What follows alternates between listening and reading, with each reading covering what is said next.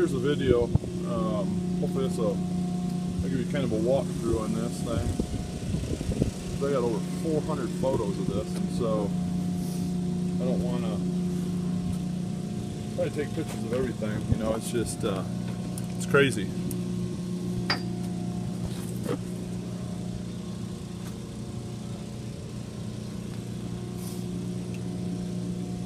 Flip a switch on inside to turn the gas on for it. There's my shore power. There's my instant hot water heater. That's the second fuel tank for the heat for the vehicle. That's your water fill and your other shore water. We hook up to this hose where the high lift jack mounts. Can't go anywhere without this jack. I don't know how to change the tire. Use it multiple times because those running boards will, believe it or not, they will hold it, and I can change the tire off it, so they're mounted solid. Here's my custom bumper I built, and you can notice you can't see the hitch. Well, there it is. I've got a hitch, it mounts right there. It's out of sight, out of mind. I didn't want it hanging out there to catch your knee on, because I've got a step that goes in it. That's where the bike carrier mounts. It slides right in that receiver. The bike's set up on top on the carrier that basically fold down out of the way when I need to get the bikes off, so I don't have to try to lift them up.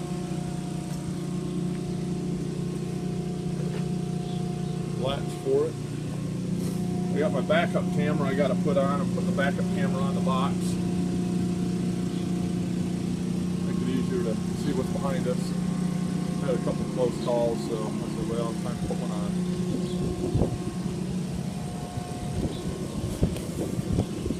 And then, you know, storage compartment in the door.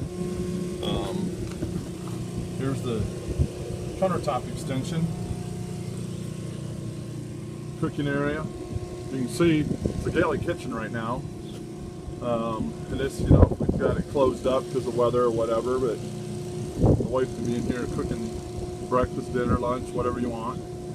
And or even if we're rolling down the road, she can open it up and make more room. But the refrigerator, you know, I'll show you that. That outlets to plug the extra cooler that we've got, the Ingo cooler that mounts out on the ground for keeping the beverages cold when we got a long trip. We're out nowhere.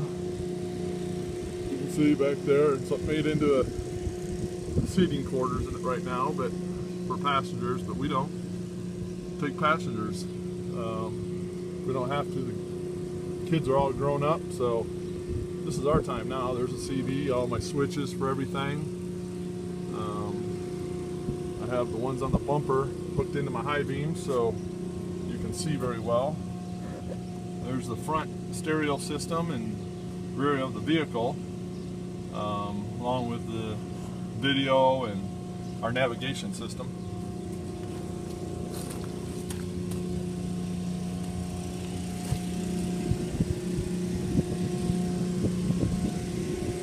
Gotta have the tow mirrors because I tow a trailer with this thing too.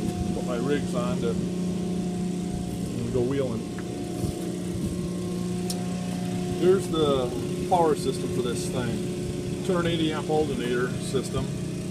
I kept burning up diodes in the alternator, so a company out of Michigan, which you can see right there, I think it's called Quick Start, but they make alternators for big TV, mobile TV news vans, because they were burning a lot of alternators up because they're running so much amperage. You know, got the controller for the winch under the hood, so that way it's not out in the weather corroding the solenoids. I'm thinking about putting a hook on there, but I keep going back to that because it's simple and it keeps the rope tight. You know, I've got synthetic rope on it. running light force lights everywhere, wouldn't run anything else. They're all HIDs. Let's see. That's tied into the front, into the hood area, so they actually function, and so I can get some of that heat out from underneath that hood, because it used to get really hot in there. Now it don't. So.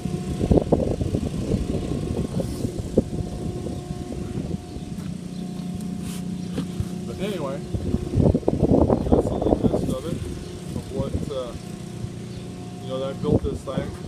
It was a stock 2-wheel drive service van. I converted it all over to 4-wheel drive, did all the work on it, designed the front suspension on it, designed the rear suspension. This thing rides like a Cadillac down the interstate. I've had guys ride in it with me, and if you can see, it's long armed. I've got a long arm suspension kit that I designed, and the front sway bar system. There's actually 2 of them, one in the front and one in the rear, to stabilize this thing, because it weighs in at a little over 11,800 pounds. So she's a beast. So anyway, she's tweaked. I've got the engine tweaked pretty good, running bigger exhaust, running a little turbo. I've got it maxed out actually. I'm trying to figure out how to get an intercooler buried in the front area. I think I got it figured out. Got a company out of Europe that builds them for these, and so I'm talking to them about getting my intercooler system, and so I can get one put in here. But anyway, that being said, let me see here. Usually I don't open it up with that on there. You hold the seat forward, see what happens. It hits. So I've got to put the 2 of them down. Sorry about that. But anyway, so it rolls down, backs out of the way, open it up. We're outside camping under the awning. Latch the door back, and we've got our beverages and our food and everything out. And that was the first thing the wife bought for me, is an old bottle opener. So, but anyway, that's a Engel refrigerator, freezer combo. That there is a double oven. Don't see too many of these with double ovens in them, so I wanted to get as much of everything, because the wife likes to bake and what have you when we're at home. So I'm like, well, let's give her what she needs in here to carry on with the same thing, and we stay on the road longer. There was some planning going on with this. It took me 2 years to plan it, a year to build it. But right there, that's where my 35-gallon water tank, holding tank is, underneath there, pump and everything. As you can see, the back doors, it's one for storage, food. Then we got the sliders back there, what have you. Trying to get every ounce of space. We've got the storage all up there. Door to storage behind the TV, all overhead there. Crank for the awning. So, but yeah, this is the night light when the door opens up, so you see your step when you're stepping out of it. I'm going to rhino line, or have that, not the rhino line, but Line-X, that step. I'm also going to have all my bumpers and running boards rhino line. I wasn't happy that after 2 years that I never driving this in the snow. I mean, I will not drive it if there's salt on the road. But anyway, all the powder coating's already starting to show the rust and age, so I'm going to have it all Line-X. The bumpers, all that stuff. The only stuff I'm not going to have Line-X is my ladder and the safari rack, because them are all aluminum. So those are holding up well. was going to build everything else out of aluminum, but my fear with aluminum is it's just not as strong as a good bent up fabricated steel. And for the weight difference to the longevity, I'll go with my steel every day. So I've seen what aluminum bumpers do when they're in a wreck, and I've seen what steel bumpers do. It fared very well. So anyway, you'll see this on a few different clips because it's a big video. You know, I built this from the ground up. It was 2-wheel drive when I bought it, and I converted it all over to 4-wheel drive. Did the full conversion. I did that in about 2 weekends. Did the full conversion on it. You know, without obviously, you know, with the dry shafts, that was the biggest one, is, you know, getting those all made. But and then it was time to play with the suspension to get the ride and the velding and the shocks I wanted. I think the next phase is I'm going to coil over the front. See if I can get even a better ride, because I can have a little shock setup up there and not so complicated trying to put another one in there. So, but anyways, I got the rear leaf spring system is all custom also. I designed that, but this thing rides down the interstate, the road, the washboards. Oh my gosh, rides so nice. I rode the other ones, and I'm like, there's no way I'm going to build one that rides as rough as those do. So that was my goal, is to get the smoothest riding 4-wheel drive RV I could ever find or build. And so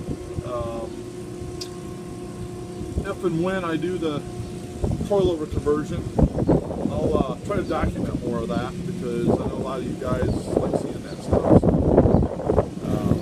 But anyway, you can see all the interior of the upholstery of everything. So all the seats have memory foam in them. They're very comfortable seats. I designed them that way. The wife did all the upholstery on them, and so you know, it was a trial and error to get the right comfort of the seat that we wanted. I bet she took the seats apart 4 times before we finally dialed it in. Same thing with the bed. We, you know, 4 different times to dial it in to get it to feel like our select comfort that we sleep on every day. And we want as comfortable a bed in here as we did at home, because I don't want to be miserable when we're out enjoying and relaxing and what have you, and then saying, man, we need to get home to our bed. So now we don't have to. We get a nice night's rest, good food. Oh my gosh, good food. So got all the right amenities that we need to survive, and so for weeks on end, don't have to come in. So anyway, still got to get all my doors. I got to get them all finished. I got them all done. It's just I got to get them stained and cleared, or put in the spray booth and get them all sprayed out. We were trying to make a trip, and so I just put the ones on that weren't finished yet, and so now I got to pull them, and ordered the wrong hinges for these doors, so I had to order some more. So anyway, keep you posted. Talk to you soon. Bye.